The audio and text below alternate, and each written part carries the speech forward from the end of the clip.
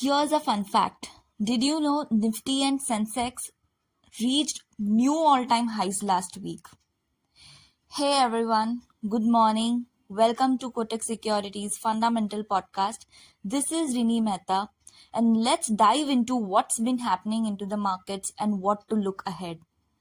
Starting with the market overview, Nifty and Sensex had a killer week, both jumping about 2.5%.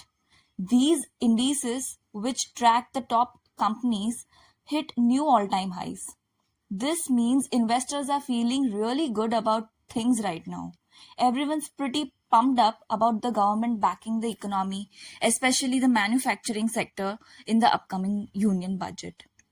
On top of that, foreign portfolio investors and domestic institutional investors were net buyers this week.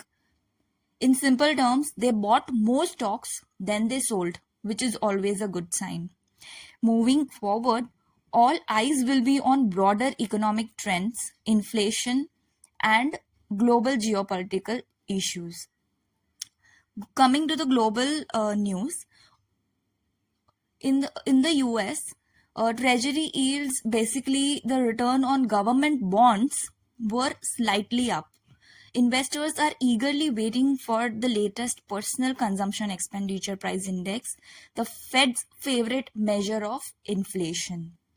In Europe, Sweden's Riksbank kept interest rates steady but hinted at possible rate cuts later this year.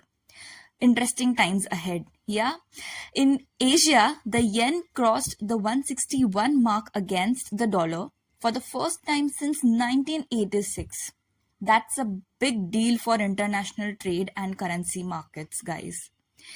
Coming to investment flows, FIIs have been buying up Indian stocks with the net purchases of rupees 2,038 crores in June so far.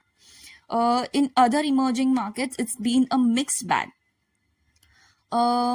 Now coming to the stock ideas for the week. First is a company update on Star Health. Star Health had some good news to share, but their Q&A session was dominated by industry concerns. They talked about a lack of growth in the number of people converted by health policies, the impact of tariff hikes, and high medical inflation affecting profitability.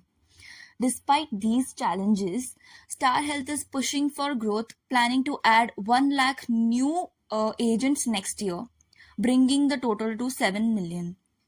They are also working on improving their claims and expense ratios.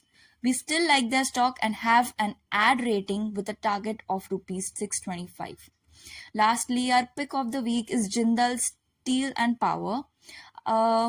We hosted them for a non-deal roadshow in Asia, and here's what we learned.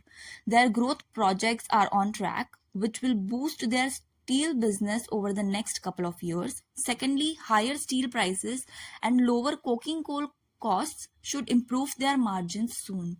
They have significant growth opportunities at existing sites, which come at a lower cost. This is great for their growth visibility. They are sticking to a smart spending plan, keeping their debt low and investing only in steel and related businesses in India. Given all these positives, we are raising our earnings estimates and target to rupees 1,240. We think it's a solid buy. That's it for this week's roundup. Stay tuned for more updates next week. Thank you. Signing off.